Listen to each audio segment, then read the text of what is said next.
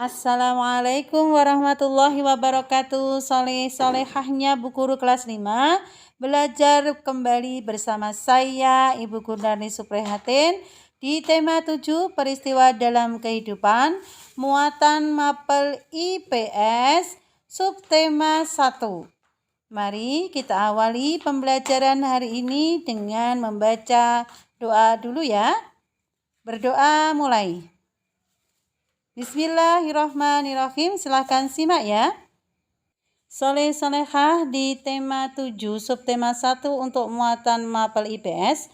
Ada 3 hal yang akan kita bahas. 1. Latar belakang penjajahan bangsa Eropa ke Nusantara. 2. Perlawanan rakyat akibat penjajahan bangsa Barat. Dan yang ketiga, peristiwa sejarah pada masa awal pergerakan nasional. Baik soleh-solehah, perhatikan gambar yang Bu Guru share. Gambar apakah itu anak-anak? Iya betul, itu adalah cengkeh. Cengkeh ini adalah merupakan salah satu rempah-rempah yang dihasilkan oleh Indonesia ya. Dan ini merupakan salah satu rempah-rempah yang menjadi komoditas yang sangat menguntungkan sejak abad ke-15. Hal inilah yang menyebabkan bangsa Eropa berusaha untuk mencari rempah-rempah dengan cara menjelajah samudra. Cengkeh itu memiliki banyak manfaat ya, sebagai bumbu masak bisa, kemudian digunakan dalam bentuk bunga utuh atau dalam bentuk bubuk. Kemudian di negara Cina dan Jepang itu dimanfaatkan sebagai dupa. Selain itu, cengkeh atau minyak cengkehnya itu bisa digunakan sebagai aromaterapi dan obat sakit gigi. Pohon cengkeh banyak manfaatnya sehingga menjadikannya bernilai ekonomis tinggi. Oleh karena itulah, cengkeh merupakan salah satu bahan rempah-rempah yang menjadi buruan bangsa Eropa. Hal ini memicu terjadinya penjajahan di Indonesia. Ada beberapa faktor pendorong mengapa bangsa Eropa itu melakukan penjelajahan samudra, yaitu 1. Adanya keinginan mencari kekayaan atau gold ya. Kekayaan yang mereka cari terutama adalah rempah-rempah. Karena sekitar abad ke-15 di Eropa, harga rempah-rempah sangat mahal. Saking mahalnya itu sama dengan semahal emas. Dalam bahasa Inggris itu namanya gold gitu ya.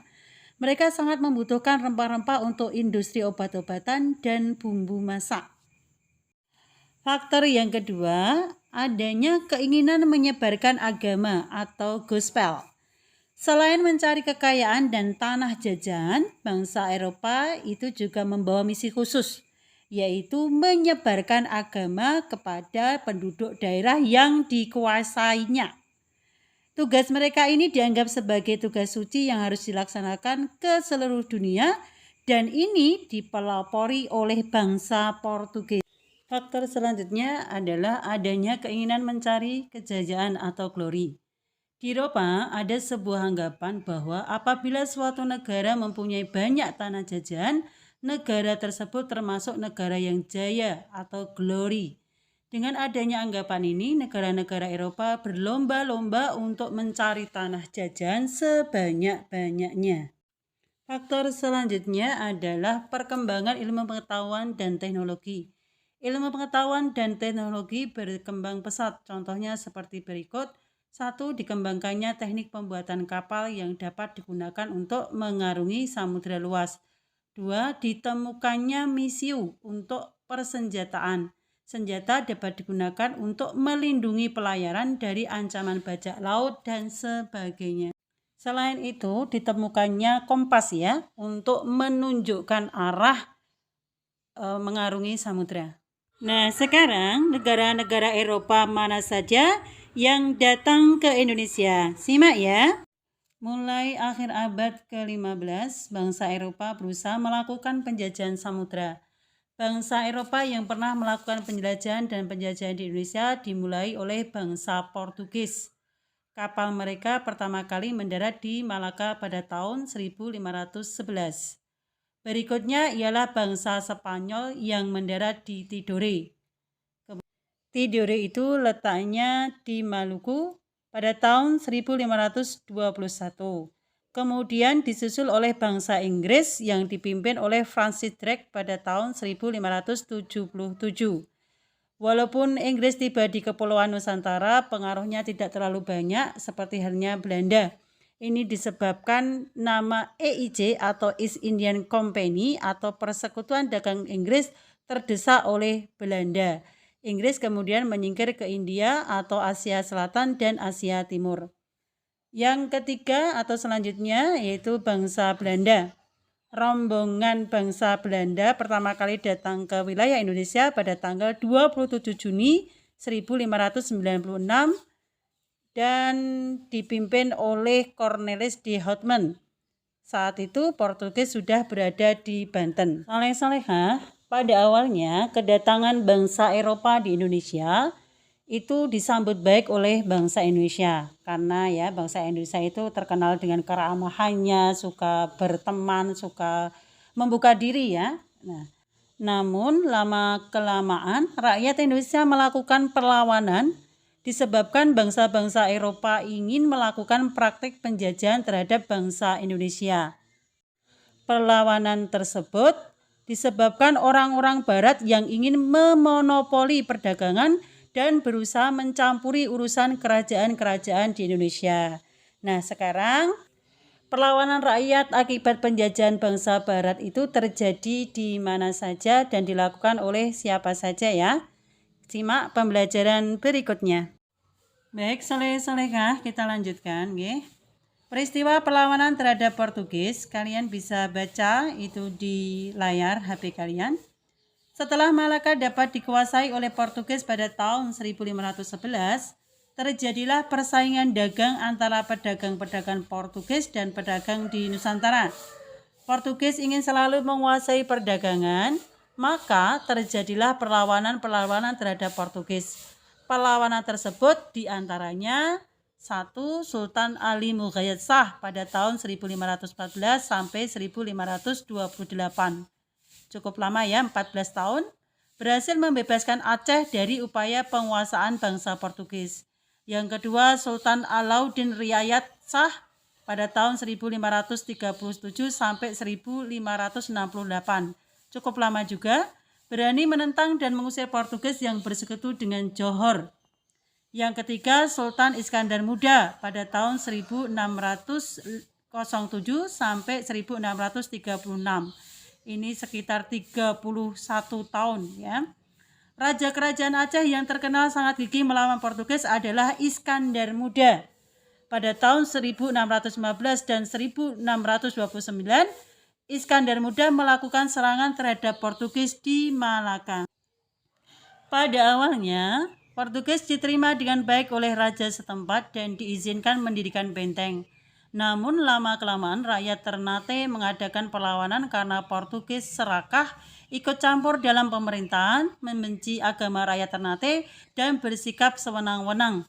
Rakyat Ternate dipimpin oleh Sultan Hairon bersatu dengan Tidore melawan Portugis sehingga Portugis terdesak. Pada waktu terdesak, Portugis mendatangkan bantuan dari Malaka dipimpin oleh Anthony Galvão sehingga Portugis mampu bertahan di Maluku. Pada tahun 1565, rakyat Ternate bangkit kembali di bawah pimpinan Sultan Hairon. Portugis berusaha menangkap Sultan Hairon, tetapi rakyat bangkit untuk melawan Portugis dan berhasil membebaskan Sultan Hairon dan tawanan lainnya. Akan tetapi, Portugis melakukan tindakan licik dengan mengajak Sultan Hairon berunding. Dalam perundingan, Sultan Hairon ditangkap dan dibunuh. Ya, yang namanya penjajah itu pasti tidak baik ya. Baik, dilanjutkan ya. Perlawanan rakyat Ternate dilanjutkan di bawah pimpinan Sultan Baabullah, putra Sultan Hairon. Pada tahun 1574, benteng Portugis dapat direbut, kemudian Portugis menyingkir ke Hitu dan akhirnya menguasai dan menetap di Timor Timur sampai tahun 1975. Silakan soleh-solehah perhatikan, itu ada foto-foto dari beliau-beliau. Allahumma gfir lahum. Insyaallah sahih nggih. Itu ada Sultan Hairon, kemudian Sultan Iskandar Muda dan Sultan Baabullah yang merupakan syahid atas perjuangannya melawan Portugis insyaallah. Baik, sekarang peristiwa perlawanan terhadap Belanda ya. Reaksi rakyat Indonesia terhadap pemerintah kolonial. Menjelang kedatangan bangsa Eropa, masyarakat di wilayah Nusantara hidup dengan tentram di bawah kekuasaan raja-raja. Kedatangan bangsa-bangsa Eropa di Indonesia mula-mula disambut baik oleh bangsa Indonesia. Namun lama-kelamaan rakyat Indonesia mengadakan perlawanan karena niat jahat bangsa-bangsa Eropa itu mulai terkuak dan diketahui oleh bangsa Indonesia. Perlawanan-perlawanan yang dilakukan rakyat Indonesia disebabkan orang-orang Barat ingin memaksakan monopoli perdagangan dan berusaha mencampuri urusan kerajaan-kerajaan di Indonesia. Tahun 1596, awal penjajahan Belanda di Nusantara dimulai dengan didirikannya Persekutuan Dagang yang bernama VOC atau Persekutuan Dagang India Timur yang dibantu oleh pemerintahan Belanda. VOC menguasai dan mengeksploitasi ekonomi di Indonesia dari tahun 1602 sampai 1799.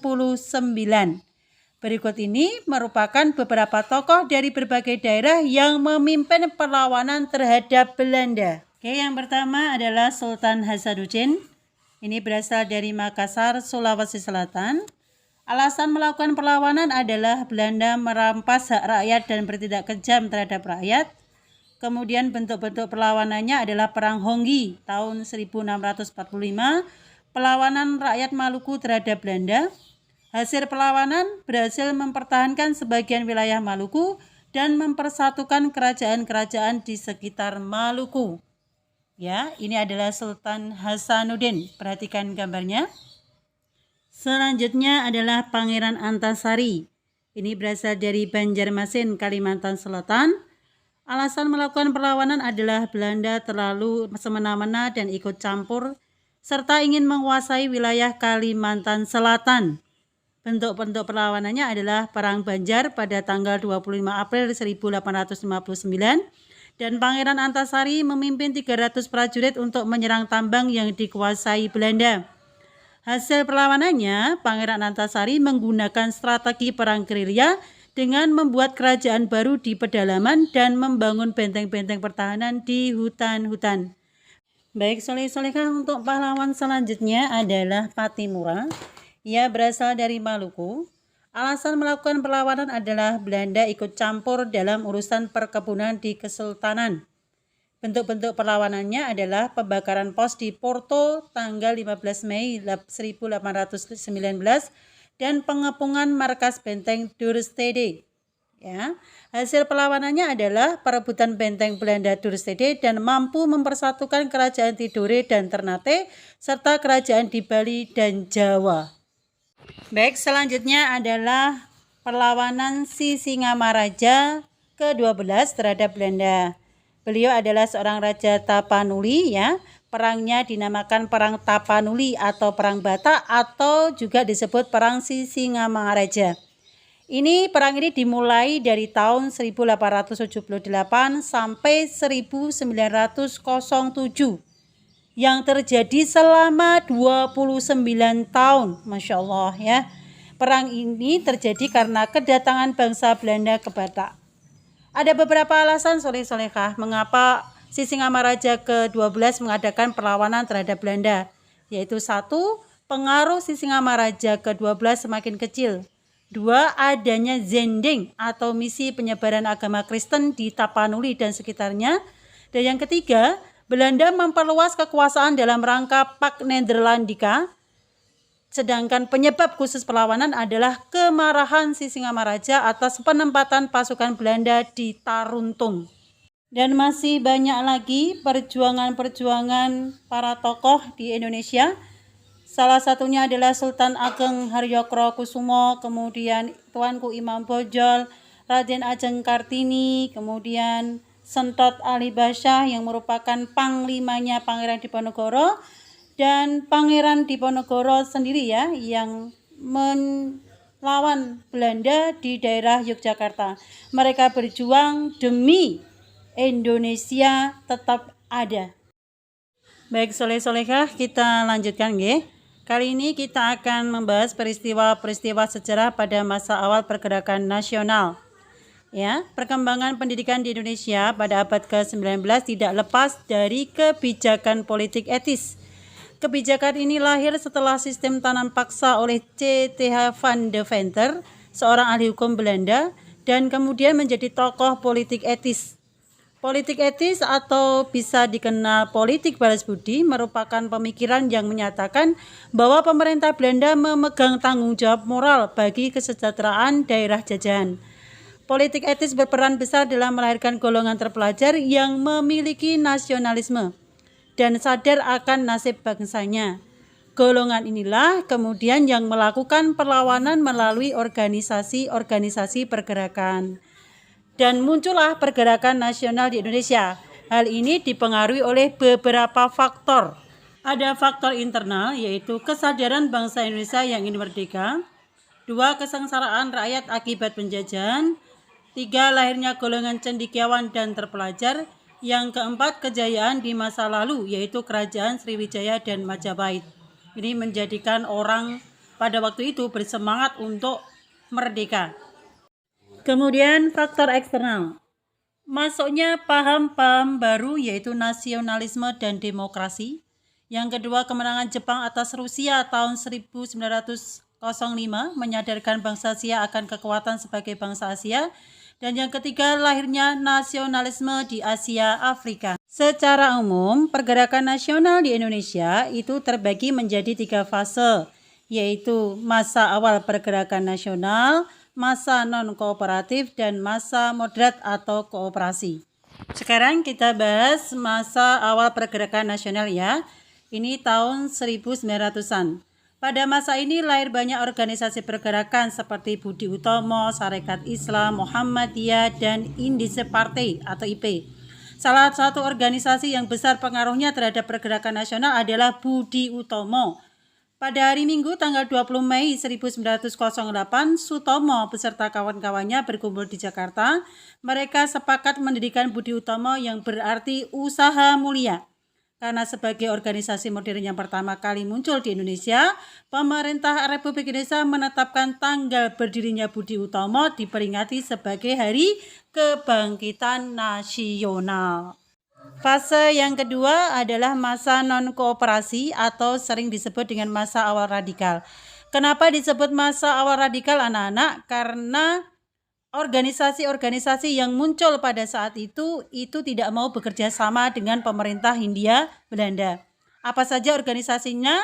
Yaitu Perhimpunan Indonesia atau disingkat dengan PI, kemudian Partai Komunis Indonesia atau PKI, kemudian Nahdlatul Ulama atau NU, kemudian ada Partai Nasional Indonesia atau PNI. Baik, soleh-solehkah untuk masa ketiga, yaitu masa moderat atau kooperasi. Masa moderat ini muncul dikarenakan organisasinya bersifat lunak.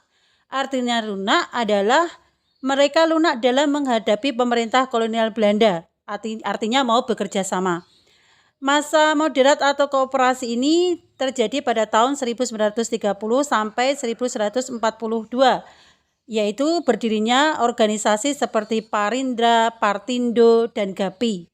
Di samping itu juga berdiri organisasi keagamaan, organisasi pemuda, dan organisasi perempuan. Ada Pergerakan Tarbiyah Islamiyah atau PERTI, kemudian ada Majelis Islam A'la Indonesia MIAI, Jong Islami Tinbon, Sumatera Tawalib yang ada di Minangkabau, Persatuan Pemuda Kristen, dan Persatuan Pemuda Katolik. Alhamdulillahirrabbilalamin, telah selesai paparan Bukun untuk materi IPS tema 7 subtema 1. Mudah-mudahan kalian bisa memahami dan mengambil manfaat dari video ini. Dan jangan lupa untuk selalu jaga kesehatan, selalu semangat, selalu ceria, dan laksanakan sholat 5 waktu dengan penuh tanggung jawab. Sampai bertemu kembali dalam pembelajaran selanjutnya. Assalamualaikum warahmatullahi wabarakatuh.